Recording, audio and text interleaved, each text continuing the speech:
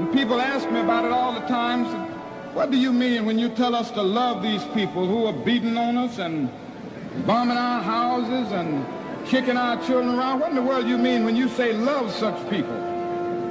And I always have to stop and try to define the meaning of love in this area. And interestingly enough, Greek philosophy comes to our aid at this point.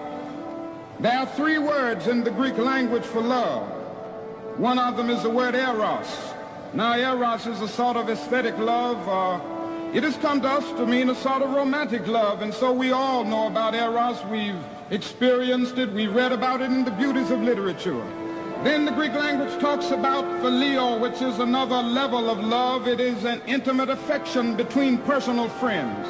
On this level, we love because we are loved. We love people that we like. This is friendship. Then the Greek language has another word called agape. Agape is more than romantic love. Agape is more than friendship. Agape is not something affectionate. Agape is understanding, creative, redemptive goodwill for all men. It is an overflowing love which seeks nothing in return. Theologians would say that it is the love of God operating in the human heart. And when one rises to love on this level, he loves men not because he likes them, but he loves every man because God loves him. He goes on with that. And so he rises to the level of hating the system rather than the individual who is caught up in that system. He loves the person and hates the evil deed. And I think this is what Jesus meant when he said, love your enemies. And I'm happy that he didn't say like your enemies, because it's pretty difficult to like some people. It's difficult to like people bombing your home and threatening your children and kicking you about. But Jesus says love them, and love is greater than like.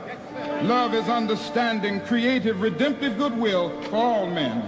And somehow, more and more I've come to believe this.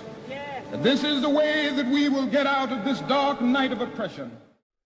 Hey folks, and welcome to another video from aplanetruth.info. Love is the only way. Getting into love, which very few people understand the meaning of. It's not discussed, it's not taught in school. We're told to love one another, but we don't really know what that means. So here we have Valentine's Day, supposedly the love day of the year, but like everything else, it's been converted by the Roman Catholic Vaticans and the Jesuits to mean something completely different from what it used to mean, also to persecute paganism. They're hiding it, they don't want it out. So this is a picture from circa 1250 to depict Roman martyr Saint Valentine curing an epileptic. So he was a healer, apparently. So there may be love in the air, but today's holiday is far darker than any dozen red roses. Now, Rosicrucian red rose. The red rose was dropped on the lady that V for Vendetta, the Jesuit movie V for Vendetta, killed the woman who was causing the epidemics, partly with the flus, or with the vaccines. And he went and killed her and put a red rose, a specific type of red rose. So they're showing you what's happening, you know, hidden in plain sight kind of thing. So Valentine's Day is traditionally celebrated on the 14th. Pope Gelasius declared in 489 AD to honor the martyr Valentinus and to end a pagan celebration, Valentinus was executed for not renouncing his Christian beliefs in the face of persecution by Roman officials. Here are the heretics, the Dark Ages. He was executed on February 14th, 269.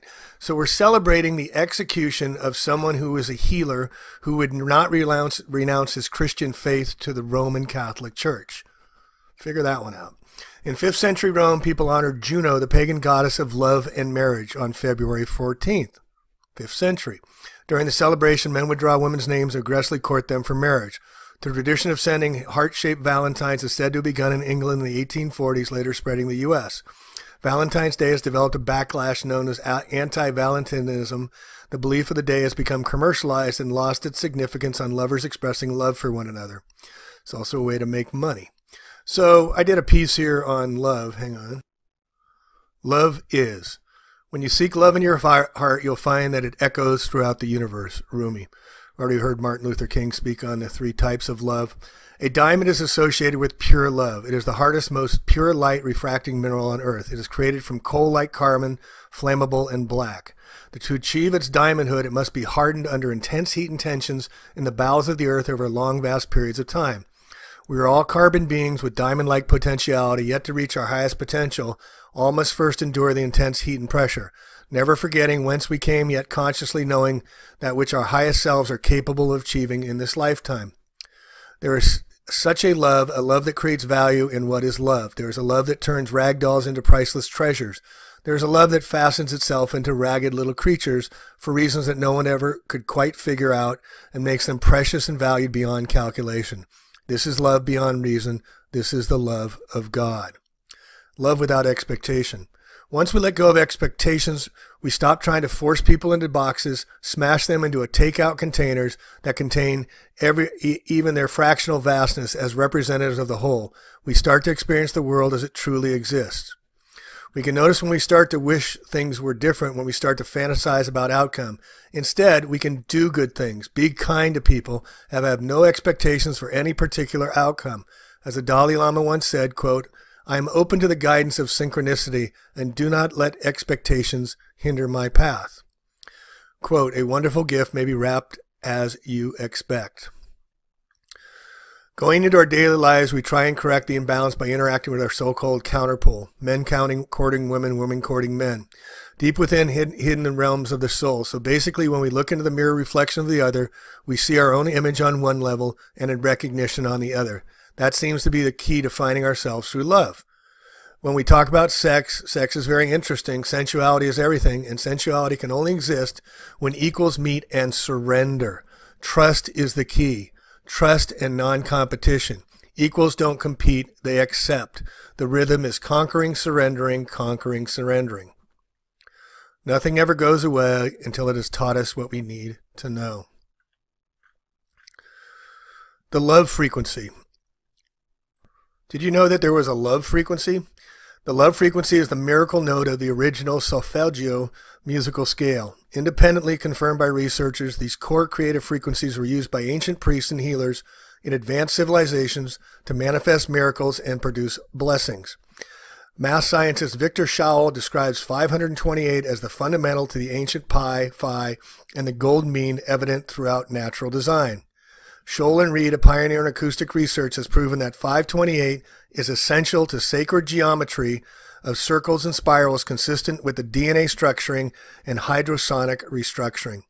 528 resolves to a 6, the icon for physical manifestation.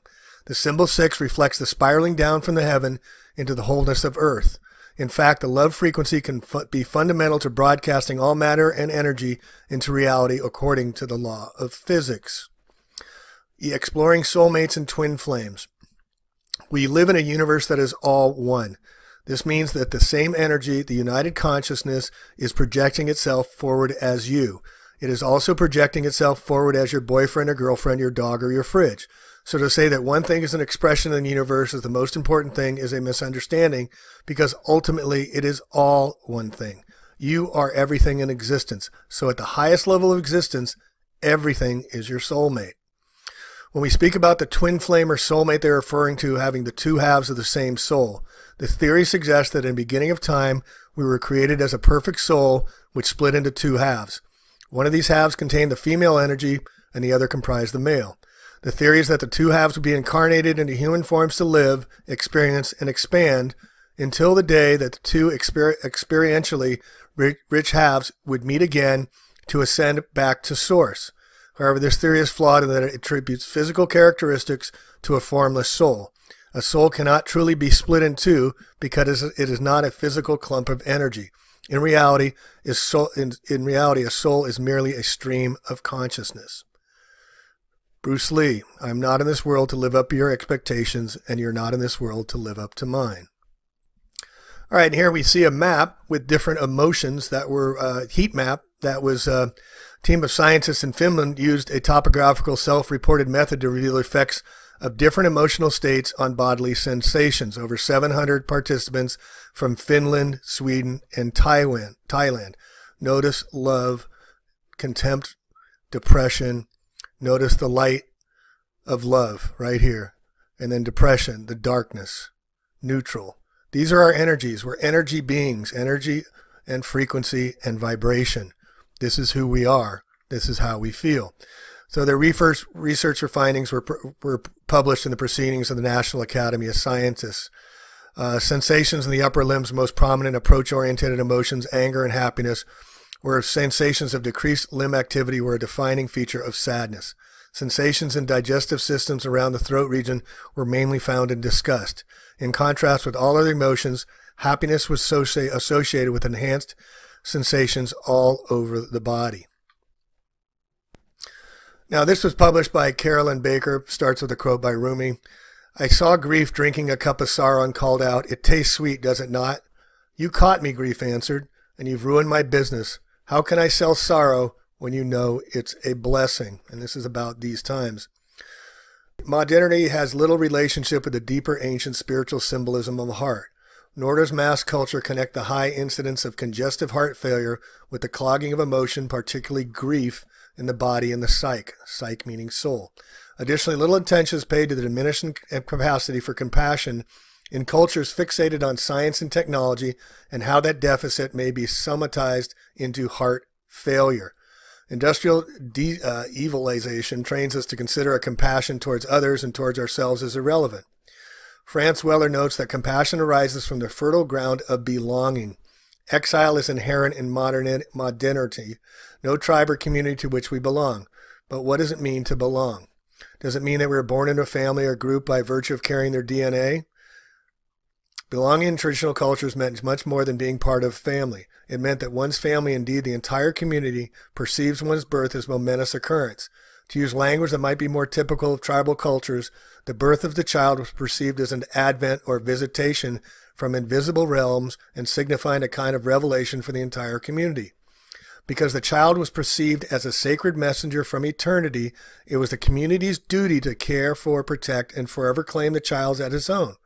From the child's perspective, he or she would never feel exiled because they always had a home, a soft place to fall, a refuge, a fixed point in a changing universe. Equally important in traditional cultures was a sense of belonging to the earth. The indigenous man or woman knew that if they lost their entire tribe, they could seek refuge in the earth, which is their most elemental tribe. Such a cellular, deeply ingrained sense of belonging is not fundamentally cognitive, but rather heartfelt, communicated from the heart of the community to the heart of the child. In this way, compassion is cultivated, both compassion for others and for oneself. But what is the essence of compassion? Generally, it means, quote, to suffer with the other, also empathy. It means the willingness to feel in one's heart the pain of loss which another person is experiencing, and the pain which we ourselves may be experiencing. It also requires us to feel deeply the pain of other species who are suffering because of humanity's heartless, bloodless, profit-driven madness. But feeling in itself is not the primary purpose of compassion, because compassion is meaningless if we do not act on what we feel or whatever extent we are able to. Empathy. And while it may be easier to have compassion, it has been ingrained in us by virtue of growing up in a tribe and having a cellular sense of belonging. We can deepen our compassion by cultivating an intimate relationship with Earth. Another means of deepening our compassion, or perhaps easing congestive heart failure, our own bodies and culture, is to allow heartbreak followed by consciousness, intentional grieving. Again, this is not a passive, self-absorbed process in which we mourn without the end or without taking action, but rather a willingness to grieve personal and planetary losses as a healing practice, both for ourselves and for other beings. I'm not sure that my pain for the endangered elephant has no effect on it. I can't prove that it does, nor can I prove that it doesn't. We know that animals grieve as verified by countless videos. If I cannot or will not grieve, then in a sense I am abdicating my animal self in my relationship with other animal selves. What I'm really talking about here is the willingness to let our hearts break wide open, and why that is not only important but necessary. The inescapable searing truth is that there is no way we can inhabit a body on this planet and not be confronted with heartbreak at every turn. If we were to stop resisting what the body and the planet are pleading for us to do and instead open to the heartbreak, we would ultimately experience the magnificent, resplendent, sacred core of our being and inevitably experience more the joy than we imagined possible. And in closing with David White, speaking at the Psychotherapy Networker Convention, Shrinkville, when we think about it, there is no journey of sincerity that a human being can take in life without having their heart broken. And there's no love affair you can follow without an imaginary organ being rent asunder at one time or another. And there's no marriage, no matter how happy it is, that won't leave you helpless and wanting it at times, leaving you literally with a broken heart. Not only that there is no work you can follow with having your heart broken, if you are sincere about your vocation, you will get to the thresholds where you'll not know how to proceed, and where you will forget yourself, and where you start to imprison yourself with the very endeavor that was first a doorway to freedom. And then, in that third marriage with the self, a real sincere examination of the old interior substrate should, if you are sincere, lead to existential disappointment. And if you don't become disappointed in yourself, you're not trying. So it's interesting to think there's no path a human being can take without real courage that doesn't lead to real heartbreak. It is astonishing to see how human beings actually spend an enormous amount of their time and energy turning away from that possibility and trying to arrange for a life where you won't be touched and you will be left immune by the great forces and elements of life.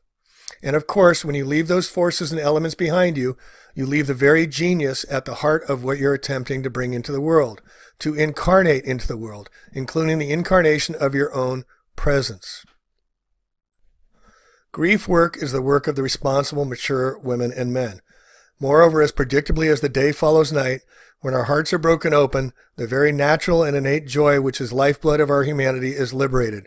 Or as a Buddhist teacher, Pema Chodron notes, quote, "This is the beauty of being alive, laughing until you cry or crying until you laugh," end quote. In this culture, we think we know what joy feels like, but as with all emotions, joy is multi-layered. Without the catalyst of grief, we are able to experience superficial or even moderately deep layers of joy, but deep grieving unleashes the deepest layers of joy and, in my experience, restores wholeness to a fragmented psyche so that we can more skillfully create wholeness in a broken world. Rumi's quote at the beginning of this article captures the quintessential essence of the heartbreak. In the end, it can be the most precious gift imaginable. If we are willing to follow the path of grief into which beckons us, without heartbreak, there will be no happy heart. Life is glorious, Pema Chodron says, but life is also wretched. It is both. One inspires us, the other softens us. They go together. So in closing, I want to give you a little astrological reading from today. This is from empoweringastrology.com. Saturn is the realer than the real Capricorn. With Venus and Pisces, our hearts be open to the shimmering redemptive force of love in all its forms. Pisces teaches us that miracles can happen, but Saturn is in realer than real Capricorn. We don't sidestep reality, we find the balance. There's an interesting story going on between Venus and Mars, two relationship planets. They're squaring off, which heats up passion and romance, but tangled up in this love story is Neptune, the planet of divine love. Venus and Neptune in Pisces invites us to open up to the bigger picture of love, a love that goes beyond the pain and suffering of the past, a love that returns us to something greater. So I want to turn your attention to this subject, loving your enemies. It's so basic to me because it is a part of my basic philosophical and theological orientation, the whole idea of love, the whole philosophy of love. In the 5th chapter of the Gospel as recorded by St. Matthew, we read these very arresting words flowing from the lips of our Lord and Master.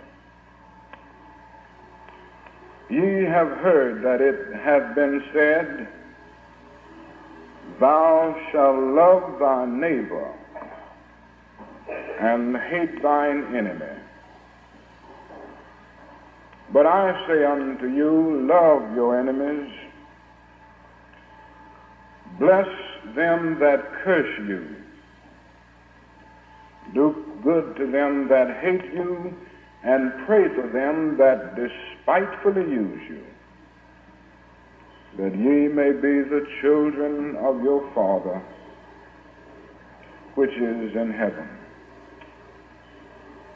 Certainly these are great words, words lifted to cosmic proportions.